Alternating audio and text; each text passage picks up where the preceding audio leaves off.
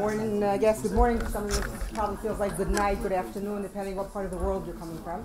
My name is Shani.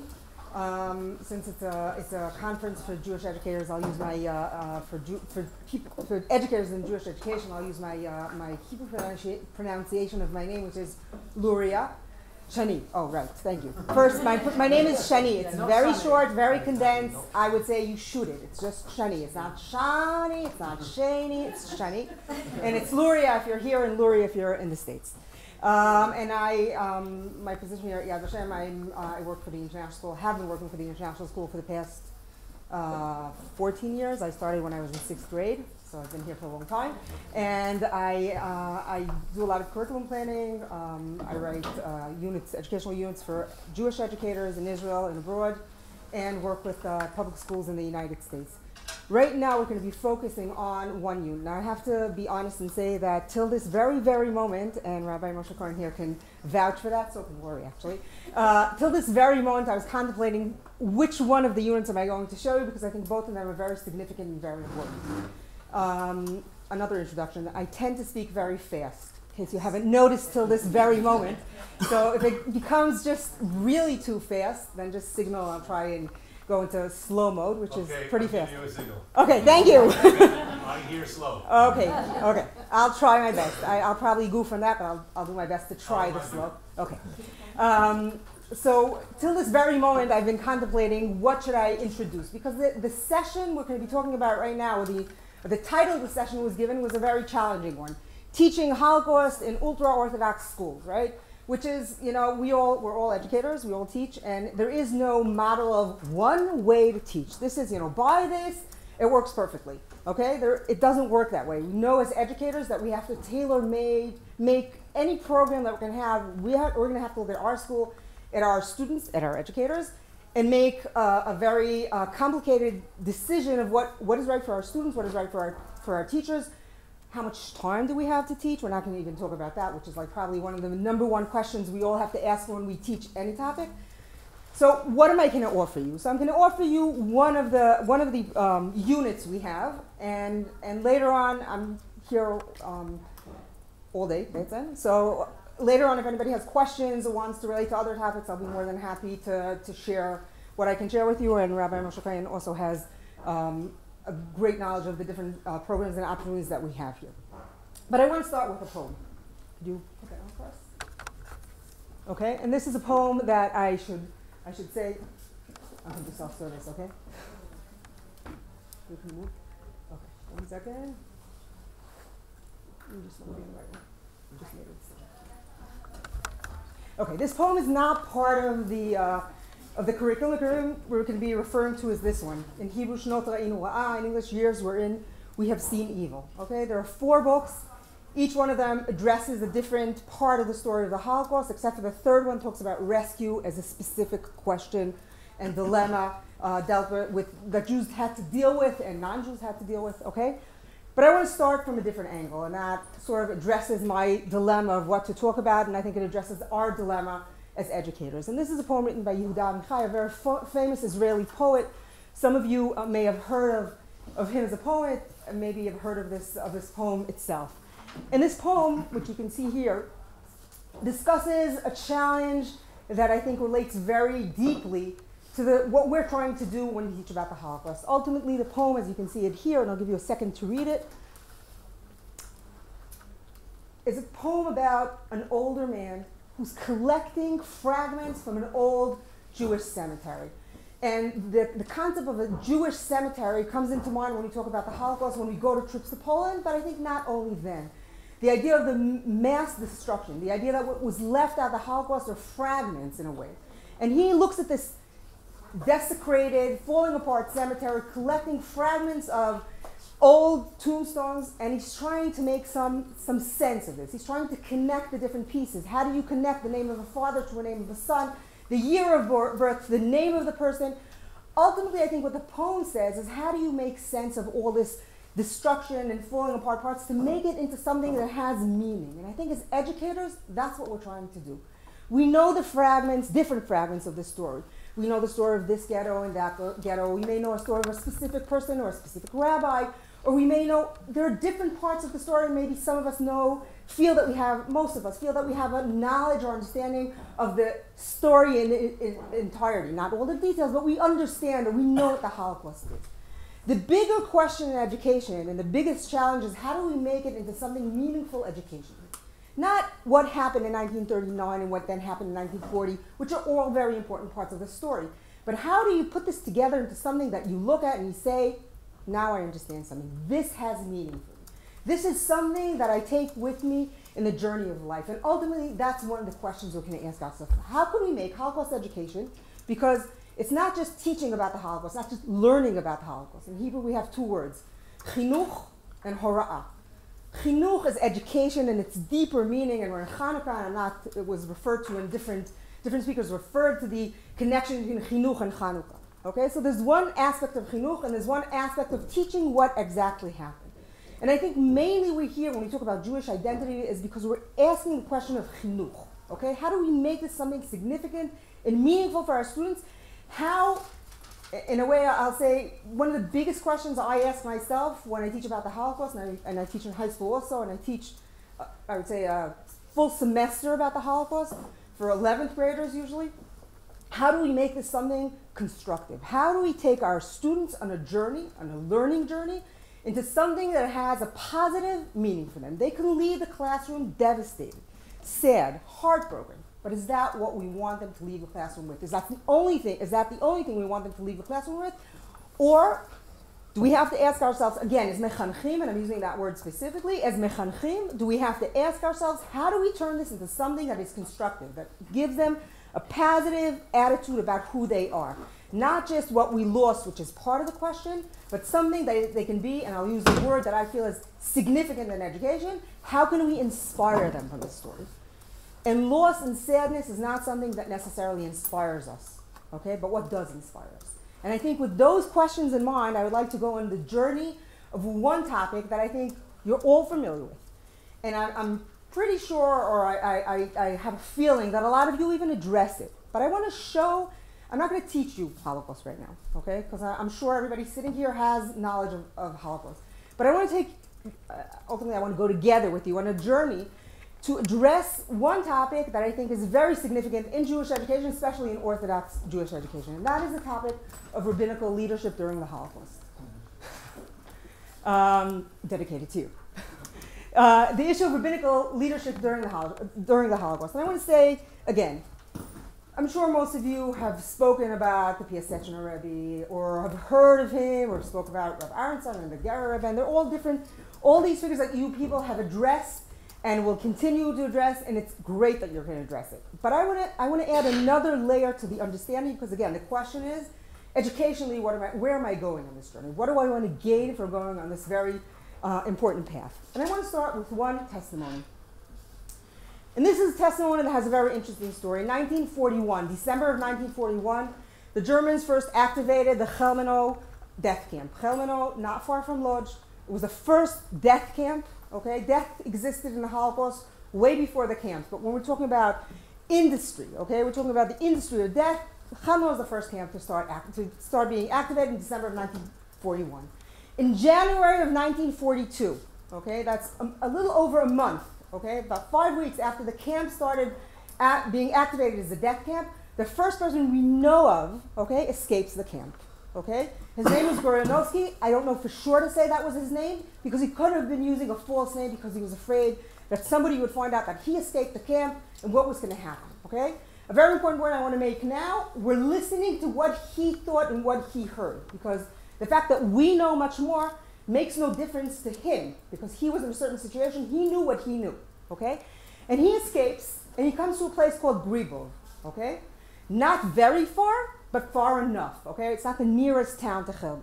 And he comes there and he knocks on the rabbi's door. By the way, connecting to what we heard this morning, this was found in the archives in Warsaw, because we know that later on, he then arrived in Warsaw and gave this testimony. And in his testimony, he tells the following. He knocks on the door, somebody opens the door and he says, "Does the rabbi live here?" I ask, "Who are you?" "Rabbi, I'm a Jew from worlds to come." He looked at me as though I was crazy. "Rabbi," I said, "don't think I'm crazy or I have lost my mind. I'm a Jew from the world to come. They're murdering the Jewish people. I myself buried an entire city of Jews, as well as my parents, my brothers, and my whole family. I am left all alone in the world. As I spoke, I cried bitterly. I'll stop here for a second. There are many questions you can ask about this text, and I think one of the very important tools we have when teaching is asking questions and trying to understand. When this person knocks on the rabbi's door, saying what he's saying, we have to ask two questions. Why does he go to the rabbi's house? Obviously, from what he says here, he has no clue who this rabbi is. He doesn't know him. Had he known who he was, he wouldn't have to ask, is this the rabbi? Because he would open the door and say, thank you, rabbi, or whatever. He doesn't know who he is. So why does he flee to the rabbi's house, of all places? Okay, and what does he want of the rabbi? What does he expect from the rabbi? You go to somebody, you turn to somebody, you expect something. Before answers, I think I want to start with the first question. We'll go to answers. I don't know, from reading this text, I don't know if I find that what he's asking for is answers. But I want to start with the first part. Why do you think he goes to the rabbi's house? Now, I'm going to ask you to do something a little tricky. I'm going to ask you to think as individuals, if you want to, but also to think as your students. What would your students think when I would ask them the question? Where would they go with this question? What's that? When there's a problem, you go to the rabbi. When there's a problem, you go to the rabbi. Okay. Leadership. It's what? Leadership. Is that the only leadership around? In the Jewish world there, he might say that it was. Because when Jews were in trouble, they would be turning to the rabbi. So you're saying that it's a form of continuity. Where are you going to go? Okay, where are you going to go? And let's put this in perspective, because when we talk about the Holocaust, there is other Jewish leaderships in the ghettos. Okay, because we're talking basically 1942. There are already ghettos in a lot of places in Poland. Not going to say everywhere, but the majority of the Jews of Poland by 1942 are going to be in ghettos. Okay, and when we talk about ghettos, there are different kinds of leaderships. We have rabbis, we have educators, we have leaders of youth movement that we're not going to talk about right now, and we have the Judenrat, of course. That is probably the most prominent leadership in the ghetto because they have the most power, right? Or officially they are the people in charge, okay? But yet he turns to the rabbi. So you're saying one thing is continuity. The Judenrat, though, are the ones that would trust in this continuity, this information. So he's going to go to the one that he's going to trust the most, and that will be the rabbi. First of all, I wouldn't put it in such a definite term, but I agree. The Judenrat is at least questionable. Because can I trust them? They were officially appointed by the Germans. Are they on our side or on the another side? Can they or will they keep the information? Not because I can't necessarily trust them because they're corrupt people, which is something we have to be very careful because people tend to think about the Holocaust in black and white terms. So all the Judenrat were corrupt. All the people, it's a little more complex than that. Okay, that's not our issue, but I'm just putting that as a point. But he's going to go to somebody that he can trust because rabbis were a form of leadership that you knew, even in the past, to my students here in Israel, I say it's like a Beit Chabad, right? So Israelis always think that wherever they get stuck in the world, it's okay, they'll find a Chabad house, right? You can trust them. Do you know the Chabadnik that's going to open the door? No, but he's a Chabadnik, that's his job, to help me, right? I'm Jewish, his job is to help me. It's very simple, as simplified as it sounds, that's exactly what's happening here. If I'm looking for somebody that I can trust, probably he's the only person I can trust, or I can trust him more than I can trust anybody else. Now, there's another thing, and I'm going to go back to this for a moment, okay? And we can go deeper into this. There's another very important point that I want to make about going to the rabbi. There's another point is the fact that there are rabbis to turn to, okay? There is a concept in many people think that everybody left. All the rabbis escaped. All the rabbis ran away, and everybody will give it a different term and will phrase it differently, whether judgmentally or not. But the fact is that he knocks on a rabbi's door and the rabbi opens the door. There are rabbis there. The majority of the rabbis, this is research, the majority of the rabbis didn't leave, okay? They were there. So he turns to him because he's a rabbi, because he can trust him, because it's a form of continuity. But what does he want from him? And for a second, let's look at the angle of the rabbi. The rabbi opens the door and this guy comes over to him. It's 1942. And he says to him, I'm a Jew from the world to come. He probably spoke to him in Yiddish, and he probably said, I'm a Yid from Me'olam Haba. Okay? What would a normal person do? Okay, not to use a very funny term in terms of the Holocaust. Yeah. What would a normal person do? Somebody knocks on the door and says something as crazy as admit it, right? In normal times. Send him to a psychologist, to a psychiatrist. Think that somebody's, not interested. Thank you. Close the door. Okay. he goes to the rabbi, he says something that's completely, and don't forget, we're talking about 1942, the beginning of the mass murder. Not everybody, or I should say, the majority of the Jews don't know what's happening. Those who already recognize death or unfortunately have been killed, okay, murdered, okay? So the rabbi could have slammed the door, but what does the rabbi do with this information? That's part of the answer, I think, to what they were seeking. Is he seeking for answers? There is no question. He doesn't ask him, why is it happening? What can I do? He's sharing this information, so to speak. So why is he sharing this information? What is the expectation? Okay? He's validating him. He's Validating him. the rabbi is validating. I think he's questioning because he has to understand what's being said here because it's so far-fetched. But even in acknowledging that, he's making it a reality. He's Okay. validating what he's saying. So you're saying one thing is validating. What else would he expect from the rabbi? He doesn't know what to do, but if we give it to the rabbi, maybe he'll take over. Maybe the rabbi will do something with this. I don't know what to do because obviously this person is completely devastated. Emotionally, physically. He escaped to pass on the message. He wants to give the message to somebody who he can trust. Many of my students, and I have to say that's something that came from my students over the years that I've been teaching this. One of my students said he wants nechama. He wants somebody to hear him and to just be there for him. There's no father, there's no mother, he's completely alone. Who can I turn to that will be there for me? Okay, and again, that's a form of continuity. What do you expect of rabbis? What does the rabbi do with this information? And this connects to what we heard yesterday. Dr. David Zilberklang spoke about, Rav Talmud and Lublin. Very interestingly, it's not a one-time kind of case of letters, okay? And this is the letter that was sent from Rav Aaron's son to the Sochacher Rebbe, okay? And he writes the following: Hadoda Esther, Merchov Megillah, Bait Sheva, Dira Arba Ba. Honestly, I would get a letter like that. I would think I wouldn't know what to make out of it, okay? And clearly, I speak Hebrew, right? I understand Hebrew. I'll later on say that I know Megillat Esther, okay? When the Sochacher Rebbe gets the letter from another Rav that he knows, that he recognizes, that he has respect to, he doesn't throw it out as a mistake. He knows that there's a message here. And the message here is a code that any rabbi could probably figure out because it refers to Doda Esther, Megillat Esther, Perek Zayin, okay? And the Pasuk Dalet, Ki nimkarnu ani ve'ami lashmid la'arog u'le'aved. Clearly the message is we are in danger, okay? And when this message, and that may be another reason that Gornevsky runs to the Rabbi of Gribov because he knows that he can pass on the message. He is a Jew from the world to come. In other words, in his perspective, there's nothing left to live for. It's the end. Somebody who lost everything. Why does he escape? He wants to pass on the message. Many of you might be familiar with the story of the book Night. Elie Wiesel tells the story of the shamash of the shul who returns after his entire family, many people from the community were massacred in Kamenetz Podels, and he comes back and he tries to tell people this is what's happening, and everybody thinks that he lost his sanity. And at a certain point, Elie Wiesel says to him, why do you keep telling this story? Why do you keep going on and on saying that Jews are being killed, that they're nobody believes you, everybody thinks that you're crazy. What does he answer? It's the only reason I survived. Why did I come out of there? Because I need to tell the story. I have to warn you. You have to understand.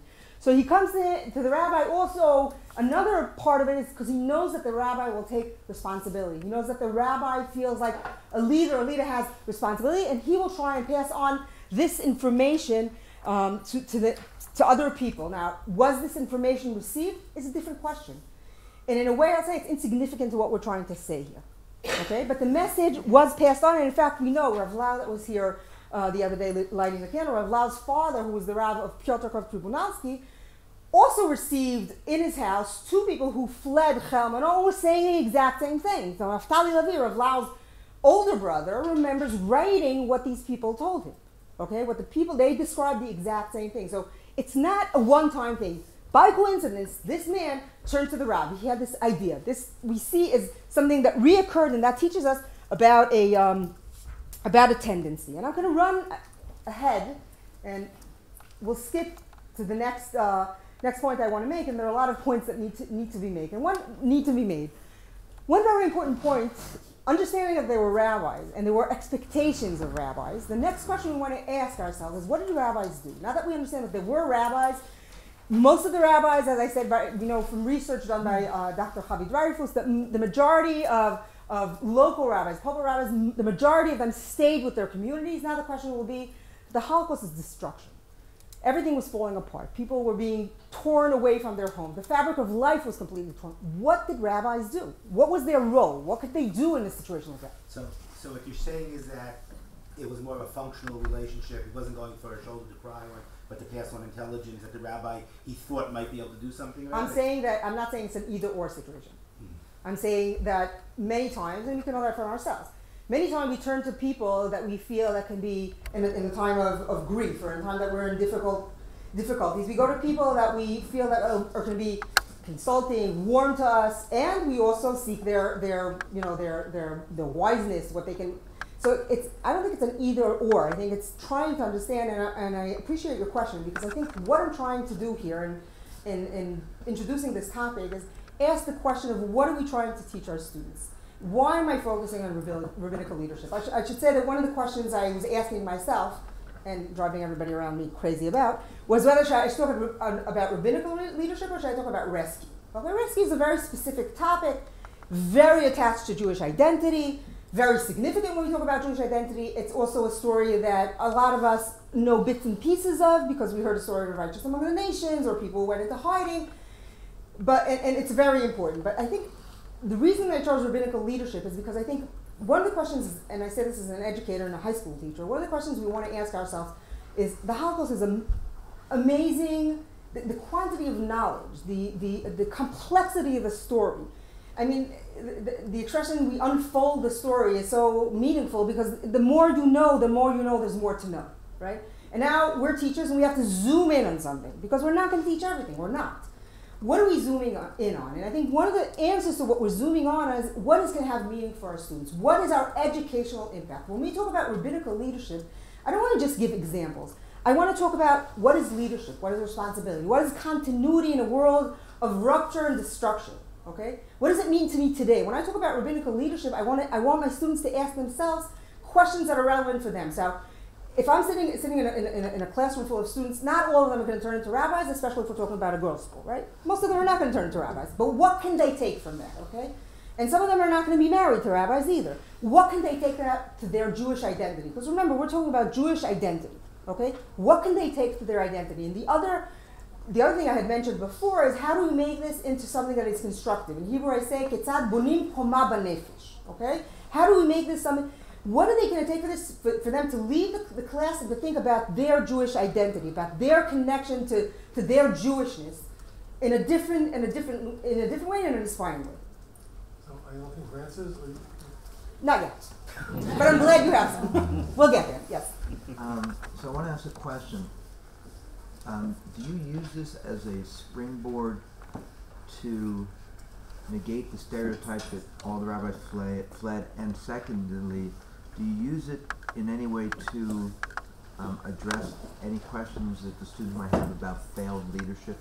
That part of the Jewish response might be a reflection of failed leadership, failure to anticipate, failure to act, and are you trying to show that there were leaders who did what they could? To say there's failed leadership is an unfair and gross overstatement. Okay, so I'll start with the end. I agree. To say that Jews failed is in a way, I in no way mean to be offensive towards you, but I think it's a little judgmental. No, I'm asking as a student. I understand. My approach when I teach this is not because I'm answering their complaints, okay? I'm taking them on a journey. That's where I start with my students. We're going on a journey. I suddenly heard that somebody said this and now I have to respond. I'm planning a journey. When I plan my Holocaust curriculum, I'm planning a journey. I ask myself, what do I want to teach them that will inspire them, that will positively affect their Jewish identity, and then I choose my chapters, okay? I'll definitely teach about the ghetto. I'll definitely teach about the final solution. When I talk about the ghetto, we'll talk about the difficulties, and that goes to leadership. I'm going to talk about the challenges of leadership because you can't understand, and I'll use the phrase that we use here very often, light in the darkness, if you don't understand the darkness. It's wonderful that, I can stand here about every period. Rabbis today, we can talk about rabbinical leadership today. What's the difference? It's a different situation, okay? And to understand the greatness and what we can take from it, we have to understand where it's happening. The Holocaust had a time and a place. We can't avoid talking about the time and the place. That's part of telling the story of the Holocaust. But is time and place the only thing we want to say? Or as educators, again, mechanchim, is there something deeper we want to take out of this story? Is something more meaningful? Okay? And that, and going to that question, when I plan this, my perspective is I want to teach them about Jewish leadership. I want to teach them about rabbinical leadership. I want them to be inspired and to ask questions. And if I have to address the fact that some rabbis at a certain point could not help, yes, I will. I'm not making stories of miracles. I'm not choosing the stories that fit into a glorified picture that wasn't the picture. But I think the picture is glorified if you look at it as clear as you can. But if you look at the picture in reality, if you look at the darkness and the light, there is a lot of inspiration there. It's not because you're avoiding talking about difficult issues. Nahafachu. Okay? It's weaving together the understanding of what was the situation, what the dilemmas and difficulties are that makes it a meaningful story. But I want to move on one step. Can I ask you one just follow-up thing? When you plot out your journey, to what extent, if at all, do you try and anticipate or build into your path students' complaints? 100%, I would say, but I can't anticipate everything. Okay. In other words, I think that the journey, okay, is a conversational journey. In other words, I want to hear what they have to say, and I have to say, in all honesty, that I sometimes have to change my journey because I understand that at a certain point, not because they misunderstood me, sometimes that's the case, not only because I talk very fast, sometimes it's the case, but also because sometimes I see that they're going a certain way, that they're more interested in something, that this has more meaning for them. So I'm allowing myself, sometimes I say, okay, so I won't be talking at length about this, even though I'll give you an example. I talk a lot about women in the Holocaust, okay, because I teach in a girls' school, and I feel it's very significant for them. Sometimes they don't take so much interest in that, okay, and I can move on. Some of them sometimes get very involved and engaged, and I figure, you know something? It's important enough for me, and I'll talk a little less about something else. It's always choices, okay? For people who are indecisive like I am, just made up my mind here, it's very difficult because you're constantly making decisions of what's more significant for them, and we never really know, okay? We're trying to make sense out of it. Yeah, just to, on a personal level, my father was a Rav in Lodz and was in the ghetto till the end of Lodz, Auschwitz, Dachau. What was his name? Lazarovsky, Baruch Lazarovsky, and after the war was the Rav in Munich, Germany, till the Holocaust survivors. I think it's important to say two things. Number one, vis-a-vis specifically to a group of even high school or even elementary children, I think we should avoid the actions or the inactions of the rabbinic leadership in the actual camps themselves, the helplessness and the hopelessness that pervaded. And my father told me many times, and he was subject to, he could not say, if you said you were a rabbi and people knew you were a rabbi, you would be given up for a piece of bread and you would be killed right away, because they understood the power, the Germans understood the power of rabbinic leadership. That is where that man from Cohn came, because that was still in some way the leadership of the Klal Yisrael, the Jewish people. But there was a leadership issue before the actual incarceration in camps, and even before the ghettos. For instance, the Baba Rebbe writes that he came to Hungary, 1944, where there was nobody left in Poland, and came into a Hungarian town and walked into the Rov, into the Beis Medrash, and told them we're a few hundred miles, there's no Jews here. And they said, "Was bist du Shugener? Was bist du today?" They didn't believe him. This is 1944, end of 44, Hungarian Jewry already. There's no Jews in Poland. So it's hard for kids, and for us even, to understand, how could you not know? What do you mean, 200 miles away from here? They're killing millions of people. So there's a question of, during the war itself, it's not productive, nor is it positive, to stress the inaction of Rabbonim, because they themselves were in the hopeless dark pit of despair. What can be asked, and here already depends on the level of your students, the type of school you're teaching, is why before the actual incarceration in camps, when we heard the bells of the Holocaust coming, why was there rabbinic inaction? That's a big question. It's a major question. It's not only in the Holocaust, but throughout Jewish history. And we know already the prophets tell us that was the punishment, that God closed the eyes and the hearts and the minds of leadership. And you don't have to ask it only about rabbinic leadership, all leadership in general. And they closed their minds, that the inability to see the future, or the realization not to panic the flock in some way, the inability to do anything against it. The sheep to the slaughter argument, as my father would always say, you're dealing with millions of civilians against the Wehrmacht that destroyed armies. Things. So I think what you have to in some way is speak about the actions of the Rabbonim that they did do, the rabbinic leadership and all leadership, what they tried to do and I wanna, before they fell into the dark pit of despair. I want to stop you here for 1 second for two reasons. One, I agree, okay, that questions are very important, and we should avoid questions that are going to set our students completely off base, and we have to make sure that we're not taking them, we're not going on a journey that's going to get them all lost, but put them in perspective. That being said, okay, that's true about everything we talk about the Holocaust. That's called focusing. And when we talk about light and the darkness, that's exactly the balance we talk about. How much darkness and how much light. And that would be true about rabbinical leadership. It would be true about any other thing we could talk about. The same way I don't think we should talk about people who became, who did questionable, I'm being very mild here, questionable things during the Holocaust. Is that the focus of what we want to teach? No, because under the, if our goal is to go on a constructive path, that's where we want to go. I want to move on because our issue is rabbinical leadership, and I'll leave time for questions a little bit later, because the question is, what did they do? Okay? So one thing we do, and one aspect we expect rabbis to do, and we said that's why probably Groditsky went to the rabbi, as to continue being a form of continuity of Judaism, to continue to be a form of consulting, and to continue their jobs as religious leadership, so to speak. This is a very interesting document. Some of you may have come across this document that was put together by the rabbis of Warsaw in the Warsaw Ghetto. I just want to point out one little thing here. This is the map of the Warsaw Ghetto before we look at what they dealt with. Look at the map of the Warsaw Ghetto divided into sections. What are these sections? Each one of these sections had a rabbi in charge. In other words, the rabbis who were incarcerated into the Warsaw Ghetto, they were devastated. They lost members of family in the bombing, and members of the family were sent to be a section Rabbi, okay? He lost a wife, he lost children, he lost a daughter-in-law, he lost a lot, right? These people came into the ghetto just like any other Jew, losing everything, not knowing what tomorrow is bringing, which is a very important point that you made. What did they know? What was happening now. They had no perspective of knowing what's going to happen in a week, in a month, in 2 years, no perspective. Nevertheless, okay, they take the ghetto. It's their own initiative. It wasn't an order from the Germans, okay? They split the ghetto into sections, and for each section there's a rabbi in charge. What does it mean? I'm not going to go into that discussion with you guys, but when you talk to students, what does it mean? Why are they doing that? What does it mean about them? What can we learn from this? Now, you'll see that some of them have very small sections, because if you talk about, look at section number 2 up here, okay? What does that teach us about section number 2? Very crowded, okay? If we talk about buildings that sometimes had 1,000 people per building, some people had 4 buildings, they had 4,000 people under their charge as rabbis, okay? So, but let's go back to what they decide they need to do, okay? Interestingly enough, what do they deal with? And I highlighted the points that they address. One thing they talk about, which is, continuity and maybe stating the obvious, they talk about Shabbos, they talk about tzedakah, they talk about religious education.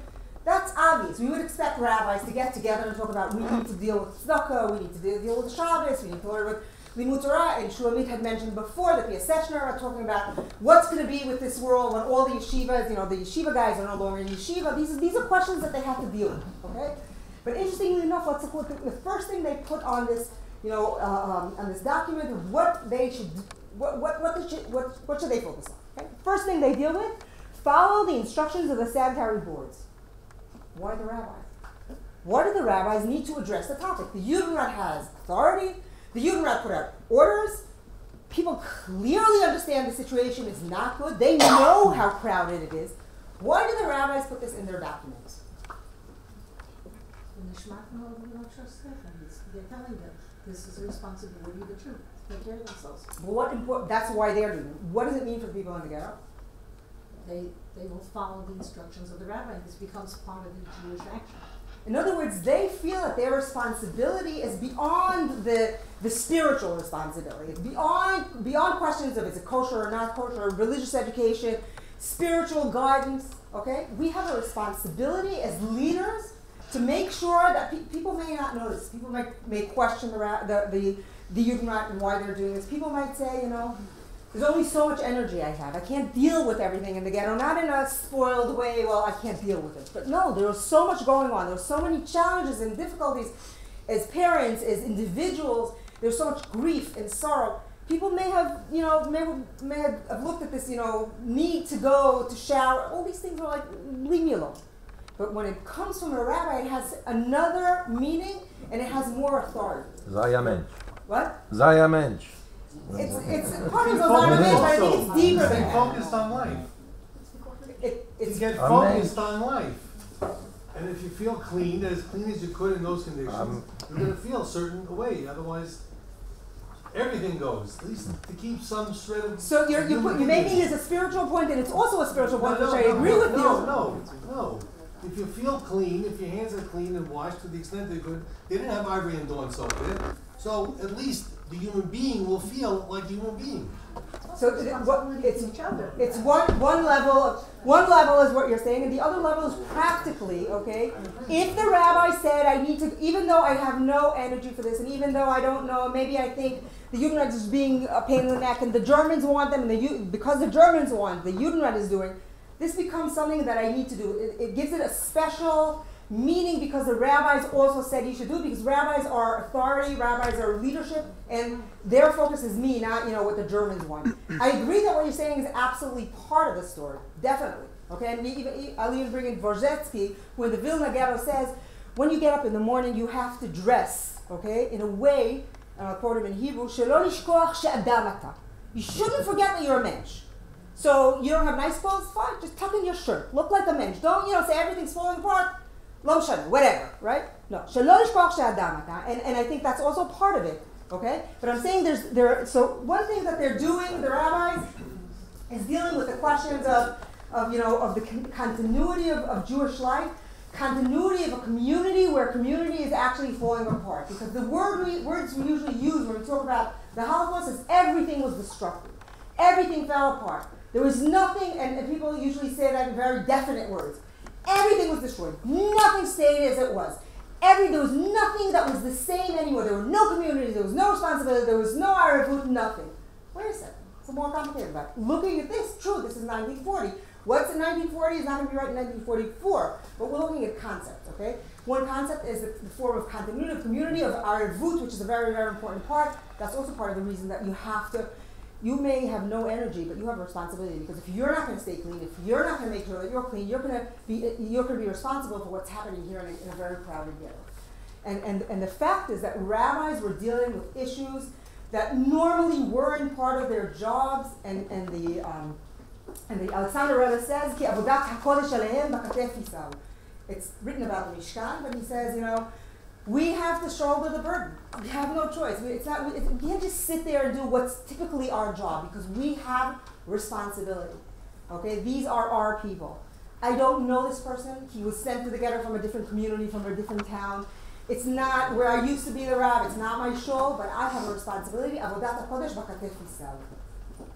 But I want to move on, because aside from the questions of leadership and consulting, and there were issues of tzedakah, which is a very interesting thing. There was tzedakah in the ghetto. Okay, I'm not going to elaborate on that now, but it's also a question. Can you really ask, and there are a lot of questions, can you really ask people to give tzedakah in a situation like that?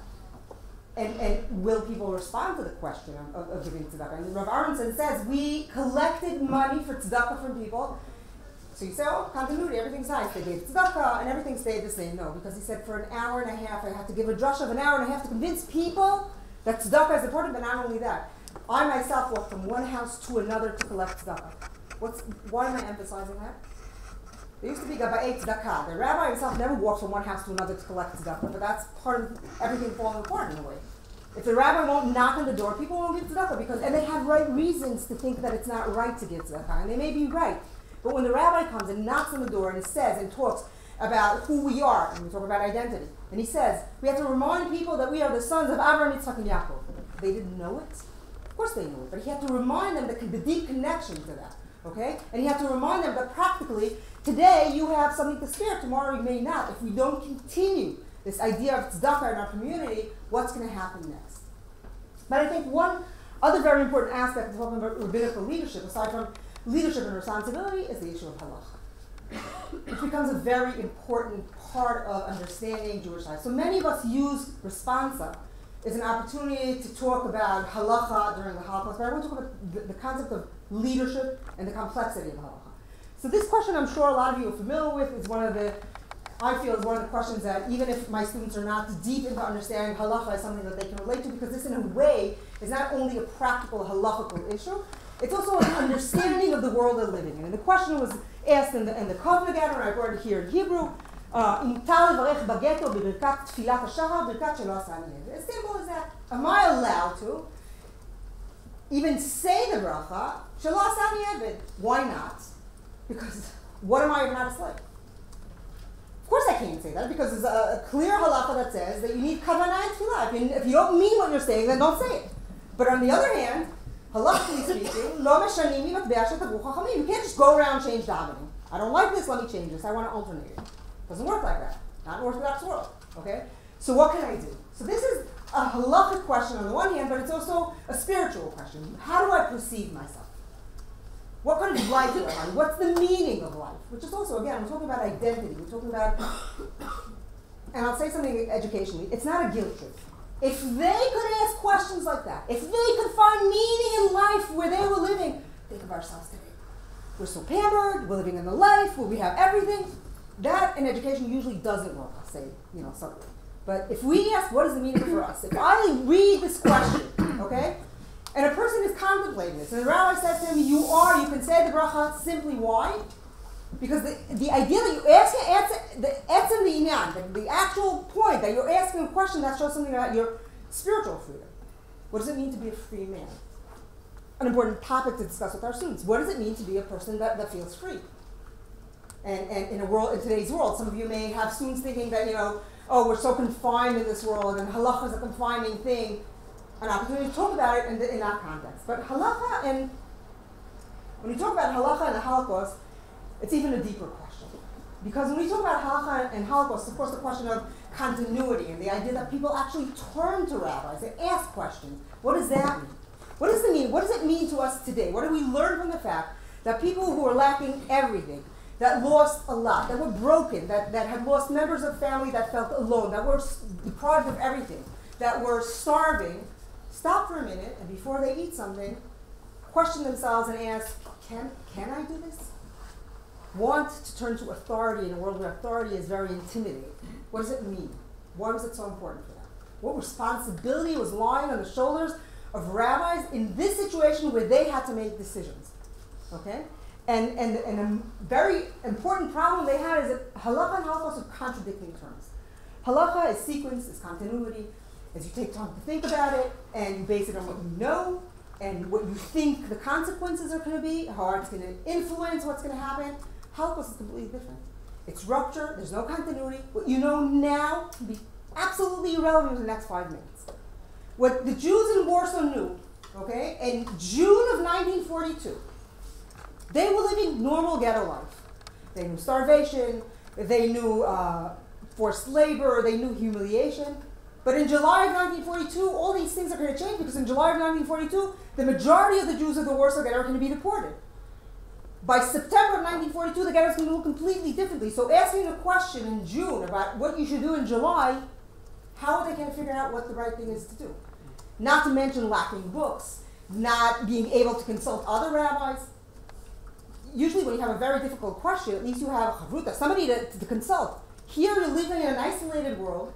People are asking you questions that are many times questions of life and death, or at least very significant questions, and not little questions, although people ask questions about kidney and Pesach, and people ask big questions and small questions. Can I build a sukkah out of wood that I stole from the Germans? Or is it considered a sukkah gzula? Okay? It's not a matter of life and death, it's a matter of identity, of halacha, but people also ask questions about hiding their children, which were questions of life and death. And these decisions usually didn't have an amount of time to discuss. So how did they make these discussions? And here's one example of a question. And I'll just point out, of course, we're running through this. Each one of these questions could be a lesson on its own. On each one of these questions, and each one of these topics, we could just sit and focus on all this material is in Shnot Rein Rav, because the perspective of Shnot Rein Rav, years wherein we have seen evil, these books, was exactly that. How do we take our students on a historical journey, but a meaningful educational journey, asking these very important questions? So here's another example. Rabbi Aronson in 1940, he talks about a congress of rabbis who get together to discuss important questions. I'm just throwing out a few ideas to think about. 1940, Jews can't travel on trains because they're not allowed to. They all look like rabbis. They have beards and everything, which is very dangerous. It's not against the law to have a beard, but it's dangerous, okay? They're all traveling from all over to get together. What is the meaning of that getting together? Why was it so important for them? And what are they going to discuss? So obviously they're not going to discuss like little details. They're going to ask very important questions. One of the questions that came up there is the question of should they make kedushin? Is it right to marry off people? We learned from this a lot of things. First of all, that people want to get married. And why did they want to get married? And we learned about this, that this was a real question. Why was it a question? And I once discussed this with my high school students, and I said, there was a question mark. I was going to ask the question. And one of my students said, why would it even be a question? So I said to him, what do you mean, why would it be a question? People ask rabbis, very important. She didn't ask the question of why did they ask the rabbi. She said, why is it a question? Isn't it obvious that we want to continue life?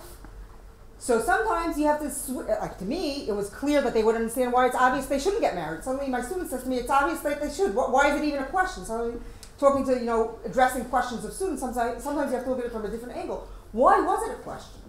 Why did he, by the way, said that they shouldn't get married? What was his perspective? What was he concerned with?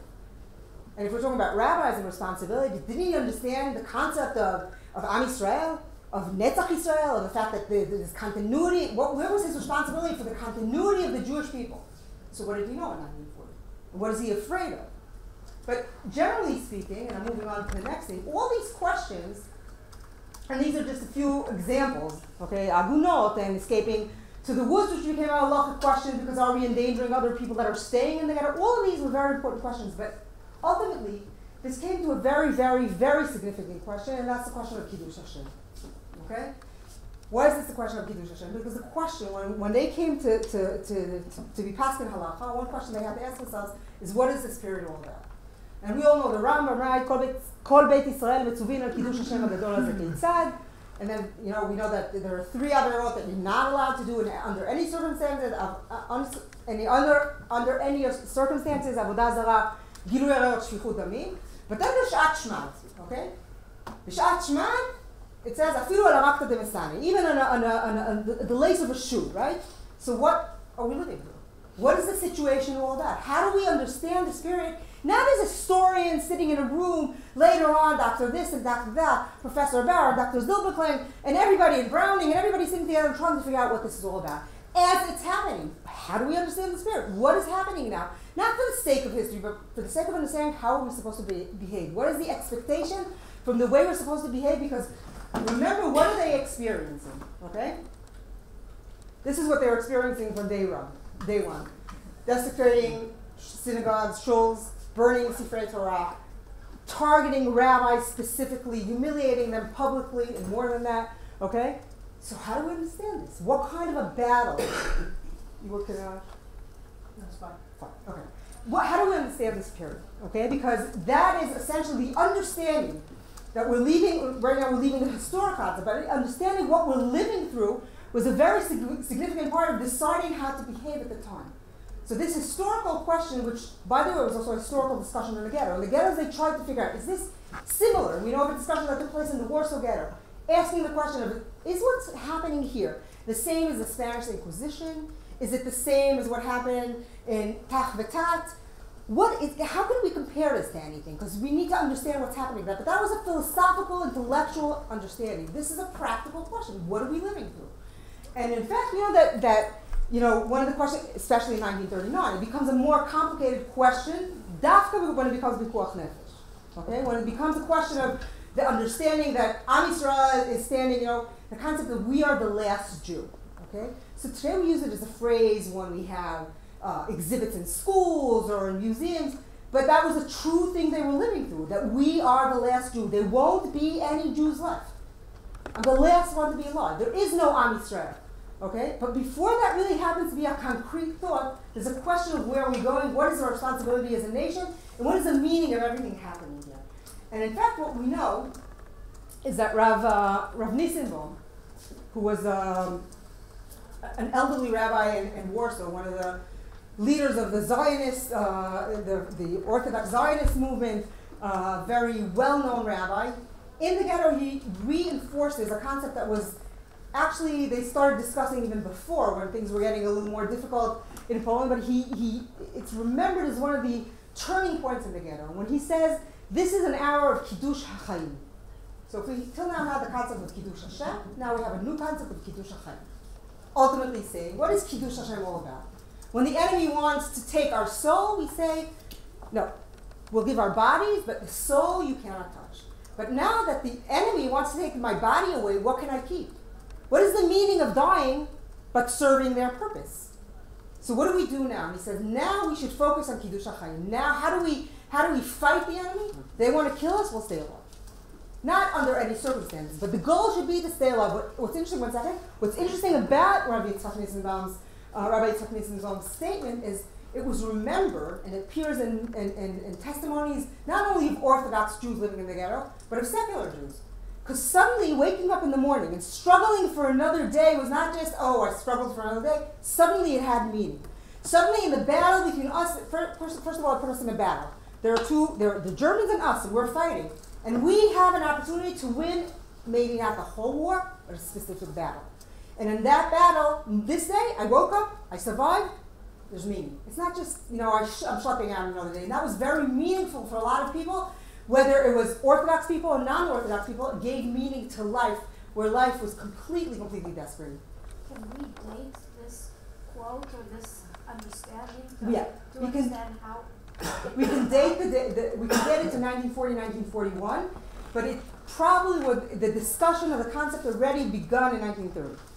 But then it was just a discussion. It never became like a statement or a concept that we need to follow. It became a real thing in 1940, 1941 in the ghetto. Okay? Just to give, because I want to give Rabbi Moshe enough time for his presentation, just to give a few examples of questions and how addressing them can be a learning process, not just stating the facts. One of the struggles they had was, of course, hunger. Okay, this is an interesting perspective of using artifacts and addressing different kinds of sources. So I spoke about using responsa and using documents and using Halakhic sources. This is a diary that was written in Poland by an anonymous kid. We don't know exactly who he was. He wrote his diary in a few languages. In a book, you can see the Hebrew here. He wrote it in Hebrew, English, Yiddish, and Polish. 4 languages, okay? This is a page from the diary. He talks about his hunger. He said, I decided to write a diary, though it's a bit too late, so we know that he started writing the diary relatively late in the ghetto, and he describes his hunger. He says, I was in the room, I was lying on Monday morning in my bed, and there was the half a loaf of bread of my darling sister present with me. To cut a long story short, I could not resist the temptation and ate it up totally. After having done this, which is at the present a terrible crime, I was overcome by terrible remorse of conscience and by a still greater care for what my little one would eat for the next 5 days. Okay? What is he saying here? First of all, when we talk about hunger, there are many ways to address it. Wherein, who's a Holocaust survivor from Lodz, says 365 days, for 4.5 years, there wasn't a single day that I wasn't hungry. That's one concept of understanding continuity of hunger, not being able to escape this torment of starvation. But this is a different approach. He says, I'm lying in bed, and my sister's bread is present with me. And I'd like to address that word present. There's a water thing here. The water is not present in the room. The water is here. Okay, the cookies downstairs are here.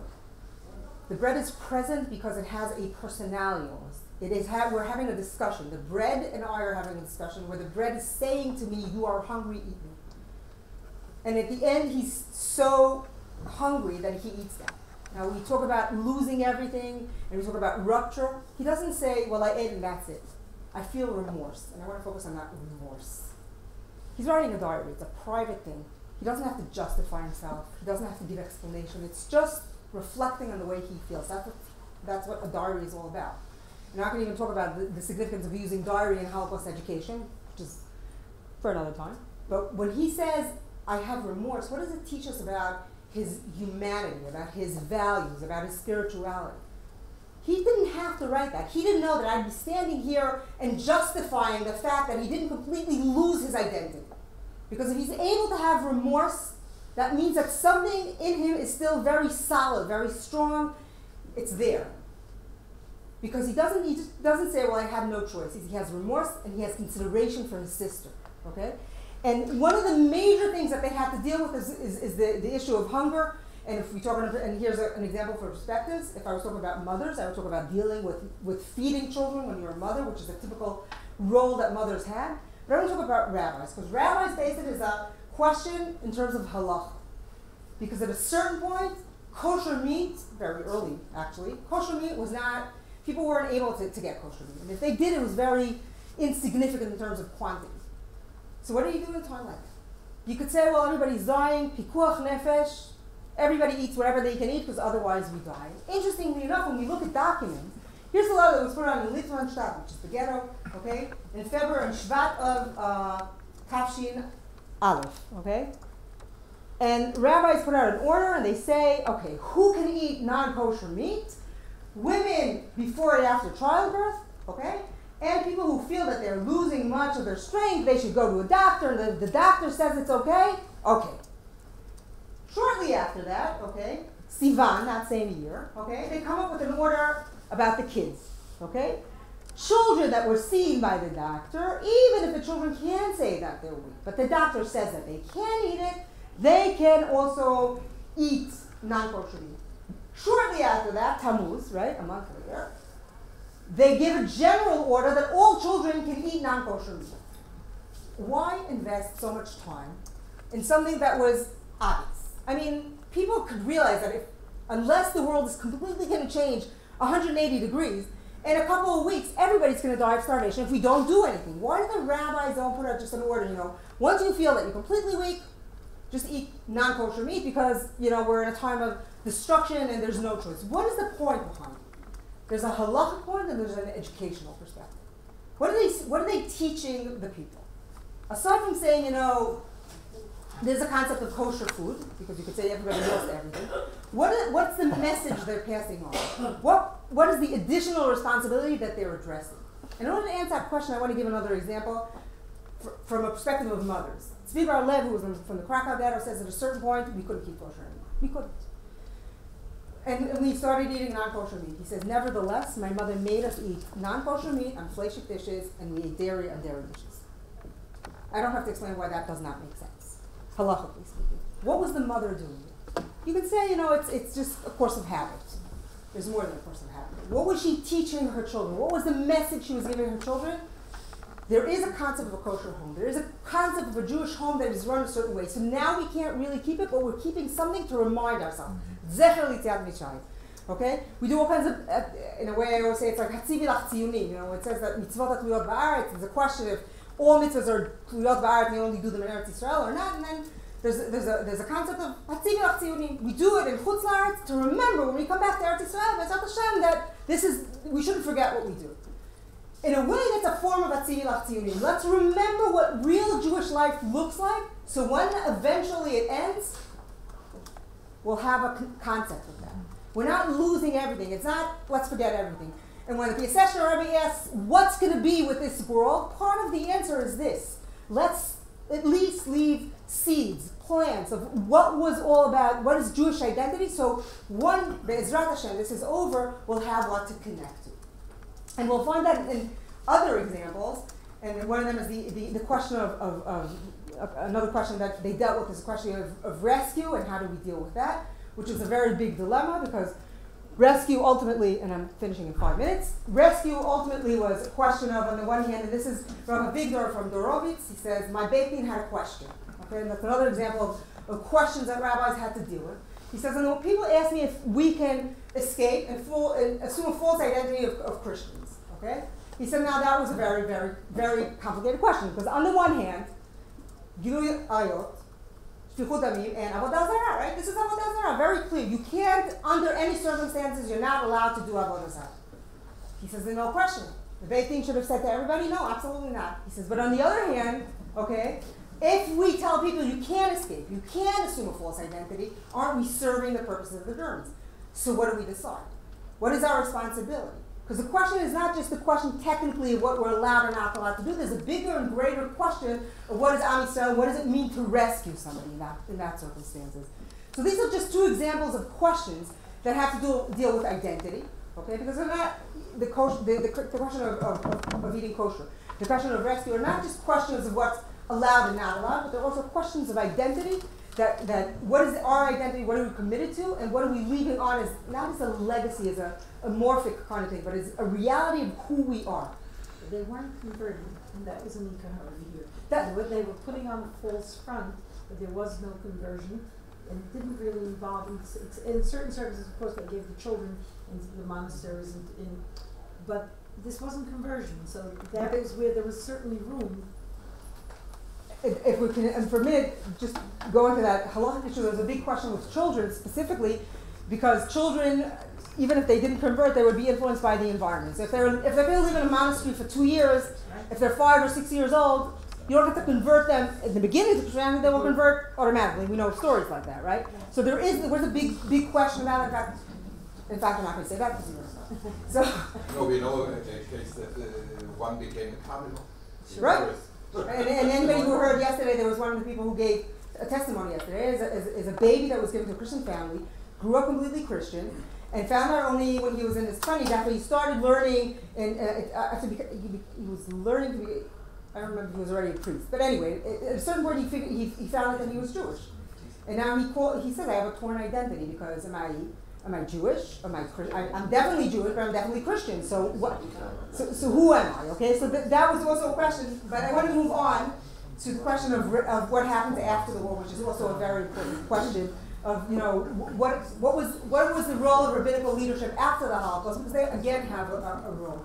Going back to Wherein that I mentioned before, that said people shouldn't get married during the war, and that goes to the question here about talking about camps and not talking about camps. Wherein, when he was in the camp, was confronted with a situation. He wasn't even asked the question.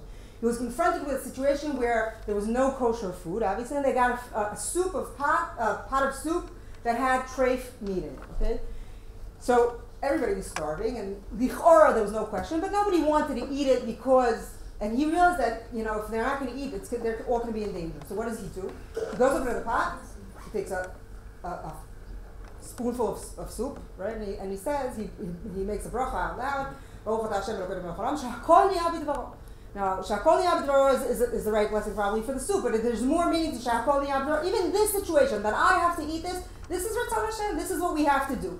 And of course, after he did that, the rabbi set the example, so everybody ate after that. But he made a neder on that situation. He said, my neder is that if Bezrat Hashem I survive this war, I'll never serve as a rabbi again because I had to do this.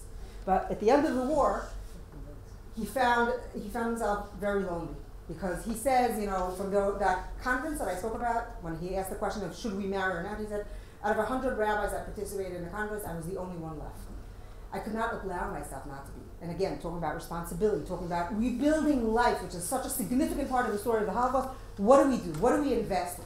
And again, addressing the question of the BS section of Rabbi, how do we establish yeshivas? How do we get kids that don't even have a recollection of Shabbos? Forget about not knowing halacha. They don't have a recollection of Shabbos as a concept, as a day. How do we connect them again? How do we again go back to learning? How do we reestablish Jewish life with Jewish identity in a world, and sometimes in many cases for some people, the end of the war was more difficult than the war itself.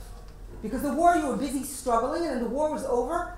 And Antek Superman says, the saddest day of my life is when the Russian army came into Warsaw. It was the saddest day of my life. What do you mean the saddest day of your life? You found out in the Warsaw Ghetto that your entire family was killed in Vilna. This is your saddest day? Because you were so busy struggling during the war, you had no time to stop for a second and say, wait a second, what am I struggling for? What is there? What was left? Where am I going? What's the meaning of life now? And after that, rebuilding life, again, rabbis had a very important job in part, from halakhic questions, because one of the very important questions they have to deal with is the question of adunot. Okay, in fact, one of the letters that came to one of the DP camps, a woman that came to Eretz Yisrael, and she wanted to remarry. She said, "My husband was sent to Sobibor," and the rabbi here says, "Okay, we still need to find out." She said, "Yeah, but my husband was sent to Sobibor." He said, "Yeah, I understand. We'll find out about the place, what happened, whatever." And she says to him again, "But Rabbi, my husband was sent to Sobibor. He's not." So he has to send a letter to the rabbis there saying, did anybody hear about Sobibor? So now to us it seems crazy, but then the question is so deep that the rabbis that were survivors themselves felt that they, in a way, are the only people that can really address the real questions, that can really relate to the questions that were there. Because it's not to say that American rabbis that came there were not very important and significant, or people who came from Eretz Yisrael weren't important, but there was a different level of understanding, both in terms of halacha, of understanding if this woman is really an aguna, or maybe she's an almana. Today we would say, well, she was in Sobibor, and well, obviously. Okay, but agunot was one of the big questions they had to deal with, and of course there was a question of spiritual support, which also became a very important part of their role in addressing that. And Rav Aronson has a very interesting drasha that he talks about to the people. He says and connecting it to the days we are in today. He says we're the little jar of oil left. We're the pach Hashem, okay. And he says we have to have energy to light ourselves up with that little spark that we still have left. But we also have responsibility not only to light up ourselves and the spark within us, but also to light the spark of Am Yisrael. Because from that whole big of Am Yisrael, we have the responsibility to again light up Am Yisrael. And I think standing here today, and just from hearing, I know in the audience there are a lot of people here who are a form of continuity of their families and are be'etzem that, from that little spark of light that was left of Am Yisrael after the Holocaust. The fact that we're sitting here today is Lamase saying that Rav Aronson knew to say the right words, that we are the continuity. We are from that little pach of Shemen, there was enough oil not to light just the 8 days, but to light the continuity of Am Yisrael and Netzach Yisrael.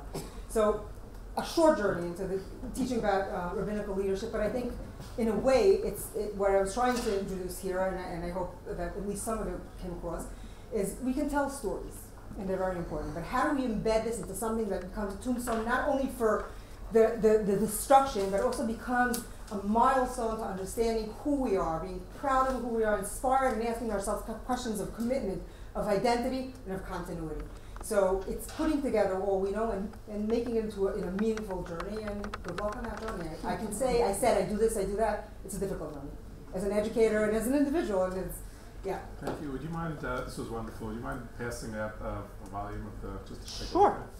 And for those of you who are interested to look at it later, it is in 109. 109 is our bookstore, and the books are in the bookstore, so if anybody wants to look at them. So gladly. And on that note, next on to my That's accurate. And I started here in May. So, a lot of this is new to me. I remember once when I was a freshman in college, I went to UCLA. I lived on a street called Landfair in Los Angeles. And at the very beginning of my college career, I looked out the window and I saw a group of guys, must have been 10 guys, wearing big diapers and pushing peanuts up the street with their noses. And there was a bunch of guys standing behind them laughing. And so I asked, what's going on here? And so this is, you're living on Fraternity Row, right? This is called hazing. So making me follow Shani is like Yad Vashem's version of hazing, right? That's so I say that in order to lower your expectations in every way. And let's begin. Oh wait, she left. I don't know how to work the machine. Yeah, thank you. Oh good. Hey, you should speak then. Thank you very much. Okay, good. Okay, let's go to the next one. Thank you. Okay, good. to prove that I'm very talented, that I was going to do this. What most of the things you've heard and what Shani has modeled for you is a course in Shoah studies, right? This is when you want to put together a sophisticated curriculum in Shoah studies, you might opt for a course in rabbinical leadership. You could easily make something like that into a several-week course, depending on how much time you're able to devote to it. And as I have been speaking with the various heads of schools and whatnot in the Jewish world, I see that, you know, amongst the most dedicated curriculum, you have, let's say, a 10th grade curriculum where you spend a certain amount of time in the 10th grade, and then perhaps there's a bit of review in the 12th grade, and sometimes that will be supplemented with projects around Yom HaShoah or the creation of creative art projects and things like that. But in almost all the schools I've spoken to, there's the concept of dedicating a significant amount of time to Shoah studies. Whether it's part of the history department or the Jewish studies department, it's Shoah studies. I'd like to ask you to consider a completely different approach. It's not exclusive. You still need Shoah studies. You need to dedicate time, in as much time as you can, to the study of this event. But I'd like to suggest an additional approach.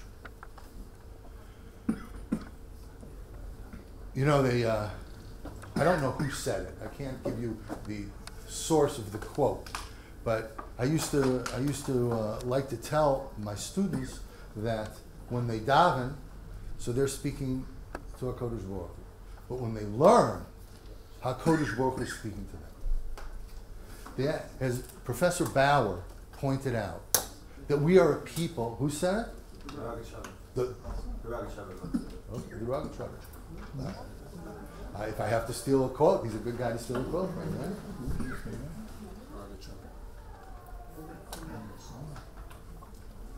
The Professor Bauer pointed out that we're a people that's built on ideas, on words. Part of our challenge as educators is to help our students hear the voice of HaKadosh Baruch Hu when they learn. It's not so easy. It's not so easy because they tend to be a bit removed. They tend to feel not inspired necessarily. So the question is, can we take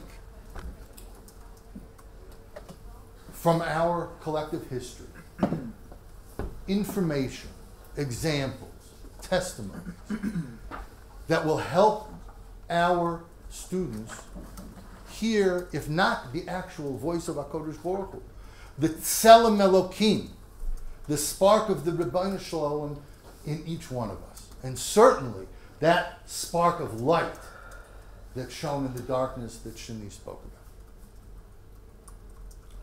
This idea is not mine, nor is it Yad Vashem's.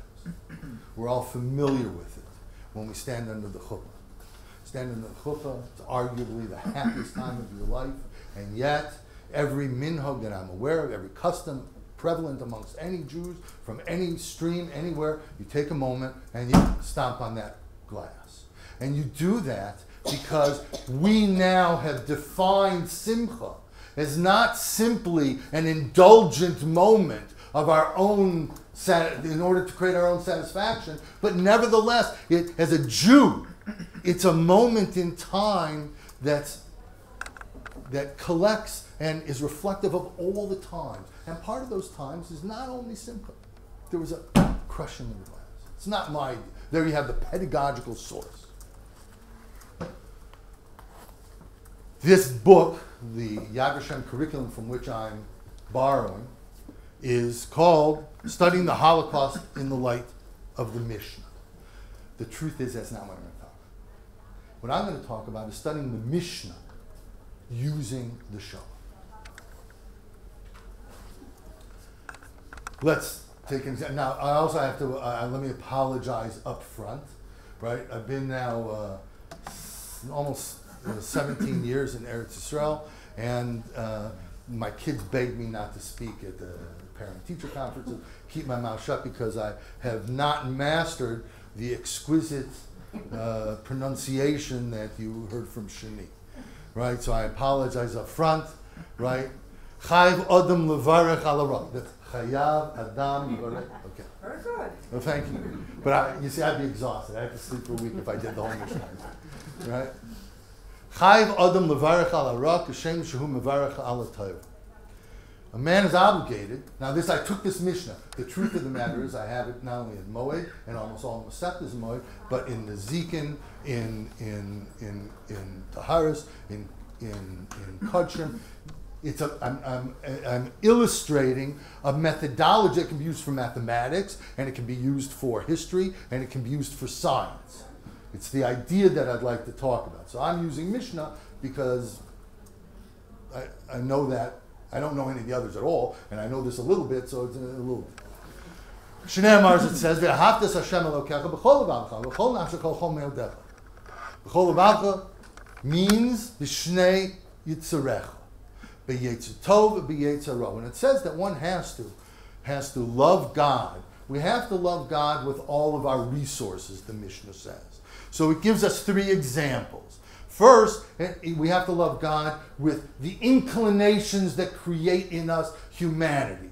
We have a good inclination and we have a bad inclination, right? The good inclination is I need to praise God by waking up in the morning and davening, right? And the bad inclination is, I want my teacher to love me, so I'm gonna fib a little bit.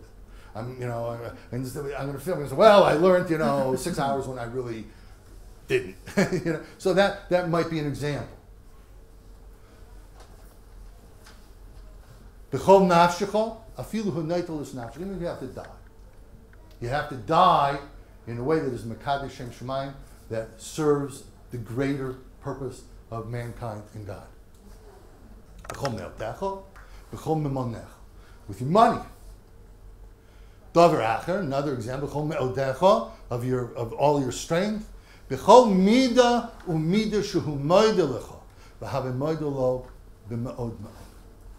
Now, if I'm teaching this to a group of students, let me make another proof. If you have students that are thinking, well, let's find out what it means. I'm going to pull out Perush Mishnayos. Let's check the Bar Tanua. Oh, I remember there's a Ritva. Then it's probably not for them.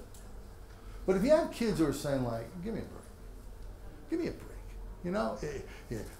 Praise God in bad things. What? I broke my leg. I should say, come on. It's not real. It might be a good for someone, but I don't.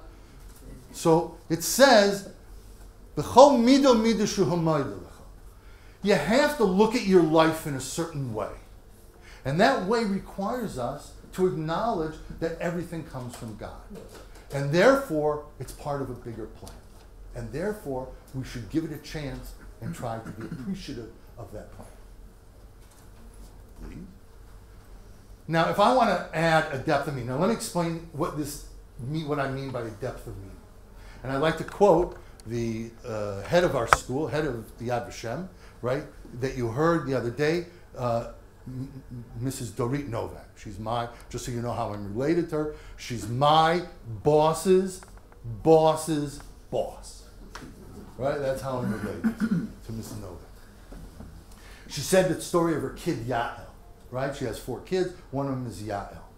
So when she named Yael, she thought that was going to be the first Yael in their family. She works in Yad Vashem. She had it all the time. She was playing on the computer. She found out that her grandmother had a brother they didn't know anything about who never left Europe. Obviously, her grandmother made her way to Israel. They became a family, a significant family in Israel. But she had a grand aunt she didn't know anything about, who got married, who had a child, who was named Yael. She just found out about her. Now, what does that mean? Let's just take a second and think about that for a minute. Her kid Yael, didn't change. It was the same girl. It was the same person. She had the same likes and dislikes. She had the same affectations. But somehow, something was different. Somehow there was a level of meaning that changed her, but didn't change everything. That's what I mean by a level of meaning. It's been said a couple times, Jewish identity cannot be built on the Holocaust. Our goal is not to create a generation of victims, of people who feel that they are burdened by the weight of helplessness, even though that happens to be one of the post-Holocaust responses. I don't want to get into that. Right? If you don't want to have a class in theology, but that's not our goal. Nevertheless, what we would like to do is create for our students the opportunity to think about things that will allow them to create for themselves, perhaps, a level of meaning. And this is one way to do it, not the only way. If you're taught in the type of place I taught in, you're going to have to do a lot of this stuff. But here's a repository with pictures, with words of people whom we know, who we can identify. Something that happened that is so cataclysmic that it wouldn't be believed, except that we know for sure it happened. The problem with Tisha B'Av, it was thousands of years ago. Right? We all have gone through, anyone who's gone to something, how am I going to, oh God, for 3 weeks, how am I going to make this real? This is 1,000 years ago. The Rav turned it, Velas Yashan, right, an old time. There are all sorts of tricks and dances we have to do to make it relevant. Here it's there. We have it. So what do we have? My whole concept of prayer comes from there, the labor camp. By the way, this is Rabbi Amital. He was the mashgiach of the Gush Etzion. I saw people, fathers of children, men who had wives, they were all alone. They knew that their families had been taken, but did not know where.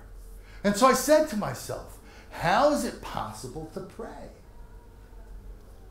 We knew from before that the foundation of prayers is gratitude towards God. I said, what gratitude? People are sitting here without parents, without children. That's when I reached the conclusion that one cannot base the worship of God on gratitude. There's something beyond. Though he slay me, yet I will trust in him. That's a higher level. That understanding was strongly impressed upon me. Can we go back a slide? That's perhaps what it means. Now, I would stop, if I was teaching a class, if you were my students, not going to go forward again, and I would start working with some definitions to bring out from them their own understanding, which is sufficient to understand the Mishnah. But this is an opportunity to bring out from them that which they know. What does it mean, gratitude?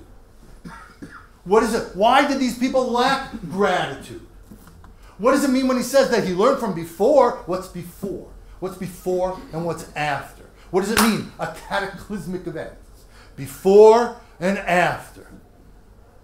Right? We all know what it is, right? I told you, I just got my business card. What's the first thing that popped in my mind? Come on. Anyone who's anyone who doesn't have their parents. First, gee, I wish I could show my mom. Cataclysmic event. It was before my mother died and after my mother died. It was a cataclysmic event. What does it mean before and after? And what does it mean, the quote, though he slay me, yet I will trust in him. Now, this whole process, the Mishnah and the example, 15 minutes, 20 minutes. If you want to dedicate 45 minutes to help warm the kids up, that's what it is. And it's a way to embed an awareness that impacted the entirety of Klal Yisrael, the world, in our studies without creating a special Shoah study program. It's keeping it alive for 11th grade, for 9th grade. The kids have the basic story. Perhaps it will whet their appetite to learn more. Perhaps you'll have to bring something else. But the point is that we not relegate it to a semester in the 10th grade and a semester in the 12th grade and maybe a trip to Poland. And now, there we go. We've fulfilled our obligation to the 6 million. The words sound obscene, but this is what we do. So this is a way to think about it a different way. Let's try another. Now, this is a different one, Masech Shabbos. The other one you can understand, should you go to Talmud Chacham to talk about good and bad. Holocaust. What's this? They all know this, they recognize it. This is the part they want to skip over and get to the good stuff. Right? This is the part to skip over.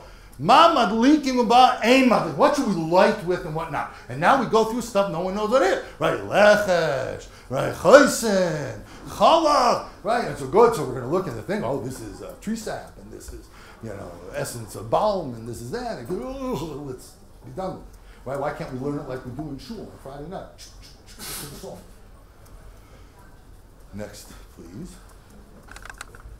Then we have Nachum Mishnah. Another Mishnah. Shalosh averis noshim mesus b'shas leidos. Now we can talk about something else. Difficult people, women die because they didn't need challah. This is why. What goes on? What kind of God? There's what to talk about.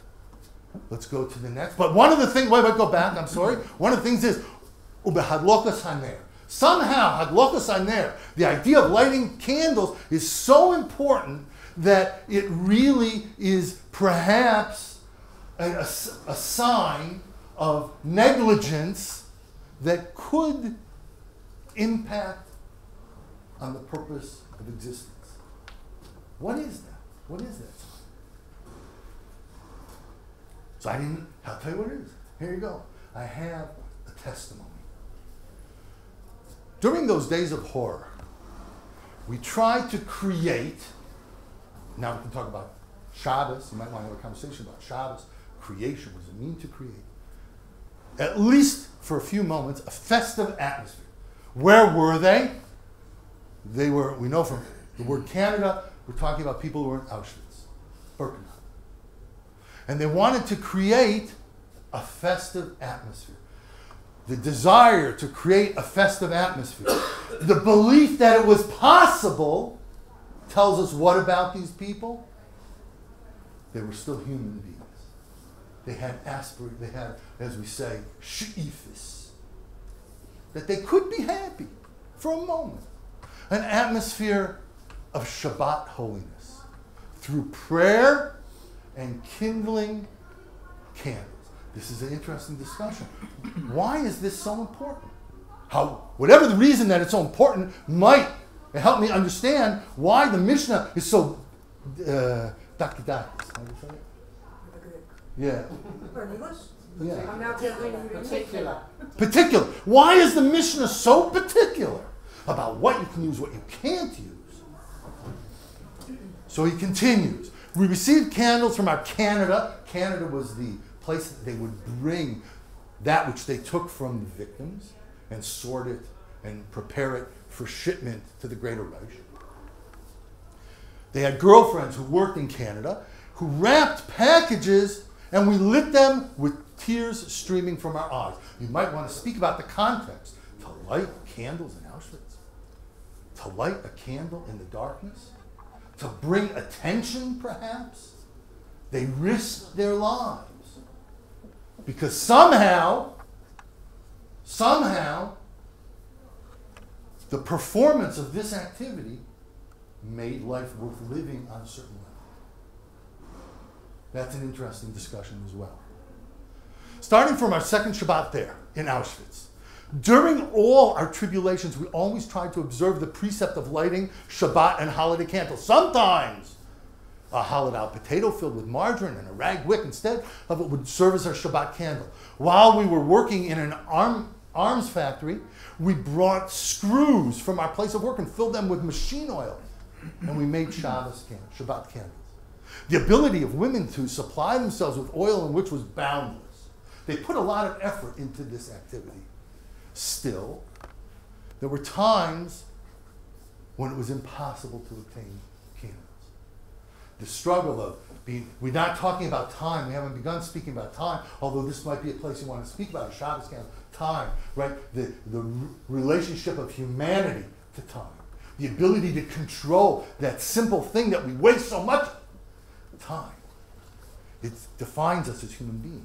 And is one of the first things the Nazis took away from us, or tried to. These women fought boundlessly. Still, there were times when they couldn't do it. They couldn't give. Then they would light the candles symbolically. Now, this is an interesting question. Sometimes, and I only speak from my own experience, and I apologize if it's not relevant to anyone, but sometimes I know in yeshiva I did it sometimes, and when I had a seminary it happened sometimes. Sometimes the talmidos, they got so absorbed with the halacha that they sometimes forgot the Rabbi, they forgot everything else. Now, halacha is essential to how we live. It defines how we exist, but it can never eclipse the relationship with HaKadosh Baruch Hu.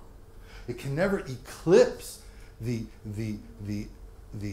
totality of the Jewish experience. It's an essential part, but it's a part, not the totality. So here you had a group of women who were unable to do what they desperately needed to do, and they lighted the candle symbolically on a dark and foggy Shabbat, even November 1944. We had to go in our usual squads of 5 to work in a 12-hour night shift. We walked bitterly in our tattered clothing, through kilometers of mud and filth to the armaments factory. Suddenly, the woman next to me, who was from Subcarpathia, began to speak. To speak was punishable by terrible punishment if you were caught schmoozing in the law. But she said, I just lit Shabbos.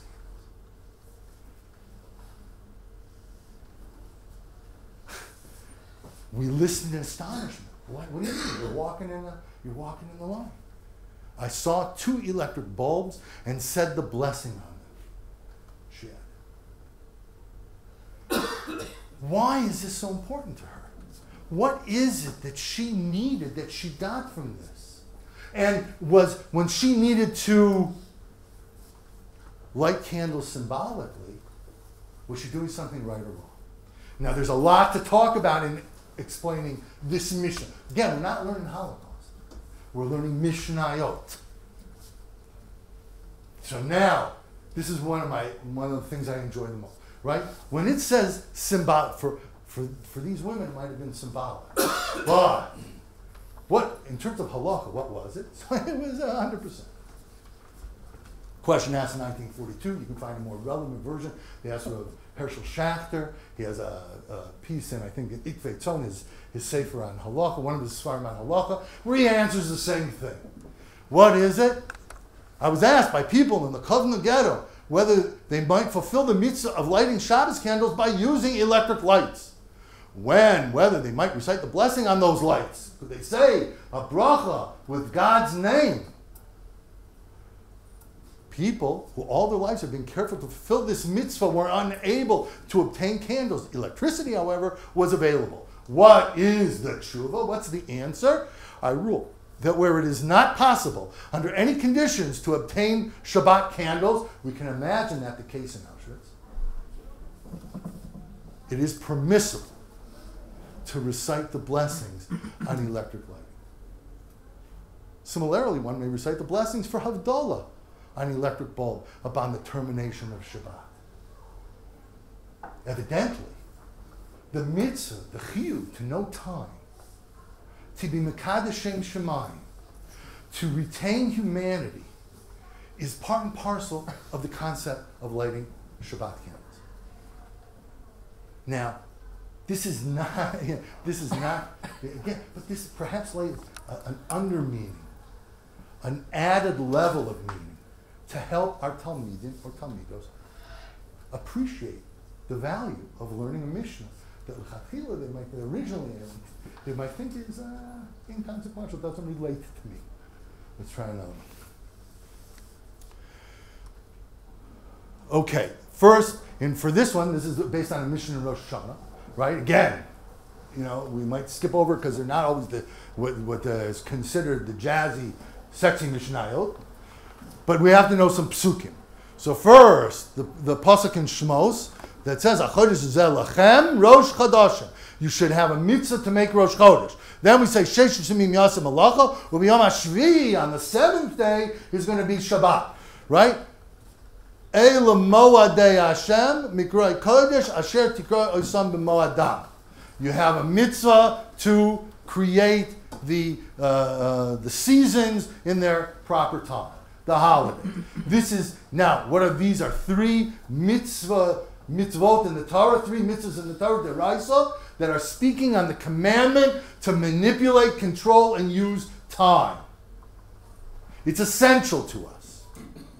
It's as the Rishonim explain, it's our way to join with HaKadosh Baruch Hu in the process of creation. Part of it HaKadosh Baruch Hu did, and part of it He leaves to me. It is no less important for our identity than Brit Milah. At least according to the Ramban. The next, please.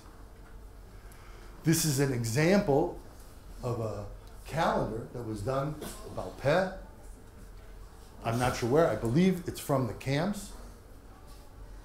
And we say there are 4 New Years. This is the Mishnah in Rosh Hashanah.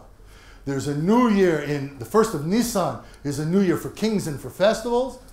The 1st of Elul is a New Year for tithing cattle. And Rabbi Elazar and Rabbi Shimon say on the 1st of Tishrei.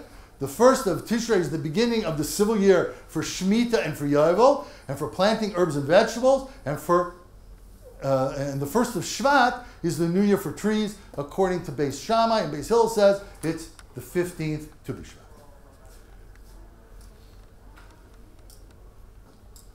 Now, time. This seems to me what we want to talk about in this mission. And time, everyone's talking today, we've heard 5 people speak about how technology is impacting on time, which impacts on our students' ability to focus, etc., etc., etc., etc. Time is an issue today. Time is maybe the issue in chinuch. I don't have enough time to study this. I have too much time to study this. Right? My kids get bored. Right? We have to do things quick. Time. So we waste it. We waste time. So maybe we can use an example that will allow the kids to reconsider the role of time in their life. And notice I'm trying to be very careful. At no point do I make the mistake that Shani referred to. I'm trying not to make the mistake that you should do this because people suffer. That's not the message. That's not the reason it won't work. But this is an opportunity for them to consider. You can't give them the answers, but you can give them material that they might want to consider as they discover their own answers. The hiding place is long and narrow. It's impossible to sit. We would stand next to one another, shoulder to shoulder, all of us, face the wall. There was no way of even turning around.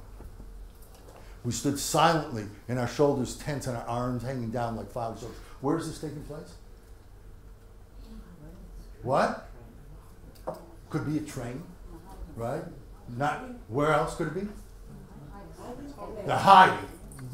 They're talking about hiding, but you're right. The trains were that same sensation, right? But the trains were not so hermetically sealed. These are people who are hiding in a place that was so sealed, so closed, that they had a reasonable expectation of not being discovered. It is also dark here, and we can hardly see each other. Daylight has not a crack to shine in through.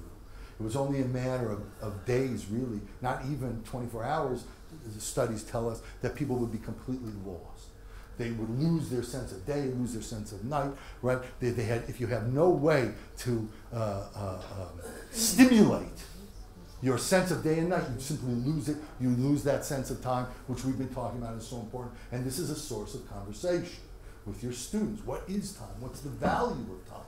And it's an opportunity to say that it's not just to, spend all your time learning, spend all your time studying, spend all your time. That's not. The point of time is not what you do with it as much as how you triage it, how you value it. And then you'll decide what to do with it. Sitting is impossible. It's impossible to turn around. We stand still, hands to our sides. There was no way for daylight to filter through. This fact particularly upset me. Of all the things that bothered this author, the lack of the ability to determine time was the greatest. So I set out to find at least some small crack. I scoured every inch of the partition with my eyes and finally found a tiny speck of light high above it. Full of excitement, I told the others of my discovery. What was his discovery? He just said, hey, saw a piece of light. Look over there, right? Look over there, right? Or did he point out something else, something more, something greater, something that would be more impactful on the lives they were now leading? Full of excitement, I told the others of my discovery. We all studied that speck of brightness and decided it was a message from the sun. Not from HaKadosh Baruch Hu, not from God, he says, but from the sun. It's an interesting conversation. It might indicate who was speaking. I was happy because my mission was successful. What was his mission? It means we aren't completely alone. We don't think of time in that way. We don't think of God's commandment to observe Shabbat and to observe the holidays is a way to necessarily plug into other people. But here's again another thing they can use to consider. Okay, maybe we can do one more. Okay, this will be the last one.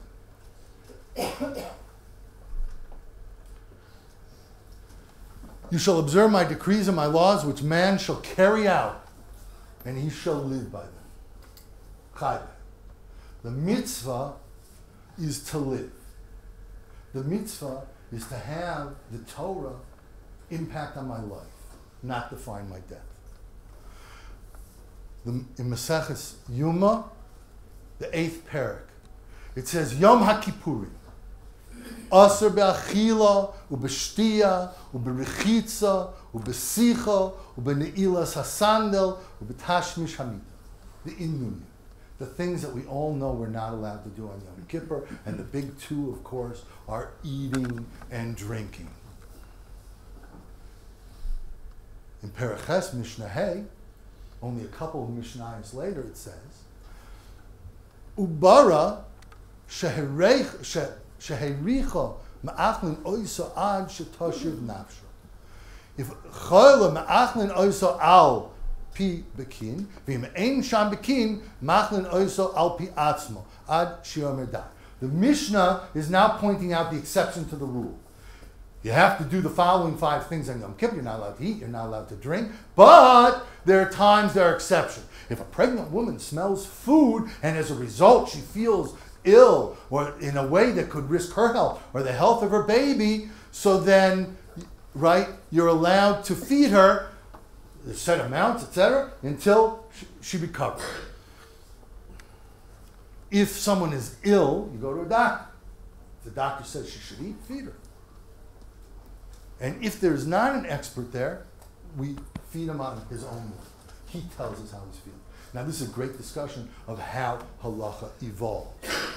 But let's say you want to bring something concrete, something that shows how this halacha plays out as these young people consider it, how it impacts their life. So, here you go. In a spacious tin structure on a stone floor, lay 500 women in dense rows, all with shaven heads, their bodies covered with striped dress and wooden clogs on their feet. This is all a process of dehumanization. We don't think about it. Or maybe we do think about it. The hair, clothing, it's all an expression of who we are and what we are. Plenty to speak about.